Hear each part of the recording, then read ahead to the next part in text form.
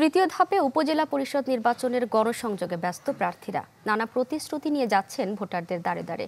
এ বিষয়ে আরো জানাতে বগুড়া থেকে যুক্ত হচ্ছেন সহকর্মী ফরহাদুজ্জামান শাহী। ফরহাদ, বগুড়ায় যেসব প্রার্থী আছেন তারা তাদের প্রচারণায় কি কি প্রতিশ্রুতি দিচ্ছেন এবং ভোটাররা বা তাদের কি প্রত্যাশা ব্যক্ত করছেন? রেনু, আসলে যে আগামী 29 তারিখ বগুড়ার 3টি উপজেলায় নির্বাচন হবে। এখানে বগুড়ার সদর, শাহজাহানপুর এবং শিবগঞ্জ উপজেলায় নির্বাচন অনুষ্ঠিত হবে। এরই মধ্যে 2 ধাপের নির্বাচন সম্পন্ন হয়েছে।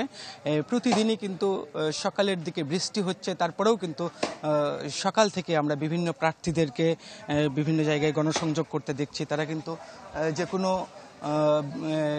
প্রতিকূল আবহাওয়াকে অতিক্রম করেই কিন্তু নির্বাচনে প্রচারণা তারা চালিয়ে যাচ্ছেন। আমরা আজকে আছি বগুড়া পৌরসভার ভাটকেন্দ্রি এলাকায়। এখানেও নির্বাচনের এক প্রার্থীর সমর্থকদের এবং গণসংযোগ করতে দেখছি। তারা বিভিন্ন জনের কাছে যাচ্ছেন, ভোট প্রার্থনা করছেন এবং তারা বিভিন্ন ধরনের প্রতিশ্রুতি দিচ্ছেন। সবচেয়ে যেটা বেশি প্রতিশ্রুতি সেটা হলো এলাকার যে সমস্ত রাস্তাঘাট আছে সেই রাস্তাঘাটগুলো উন্নয়নের জন্যই তারা কিন্তু বেশি প্রতিশ্রুতি দিচ্ছেন। আরও প্রতিশ্রুতি দিচ্ছেন শিক্ষা প্রতিষ্ঠানের যে সমস্ত ভাঙ্গা বিল্ডিংগুলো আছে সেগুলো মেরামত করবেন, এই ধরনের কথাও কিন্তু তারা বলছেন। তারা বলছেন যে সমস্ত অবকাঠামোগত উন্নয়নের দিকে তারা যেমন বেশি নজর দিচ্ছেন, একই সাথে মাদকমুক্ত সমাজ গড়বেন, পাশাপাশি যারা খেলাধুলার জন্য ব্যবস্থা করবেন এবং বিভিন্ন ধরনের উন্নয়নমূলক কর্মকাণ্ড করবেন, এরকম কিন্তু সকল প্রার্থী ভোটারদের কাছে প্রতিশ্রুতি দিচ্ছেন।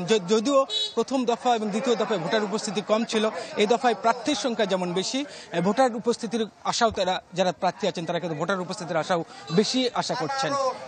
রেনু, আপনাকে ধন্যবাদ। দর্শক, বগুড়া থেকে যুক্ত হয়েছিলেন ফরহাদুজ্জামান শাহী।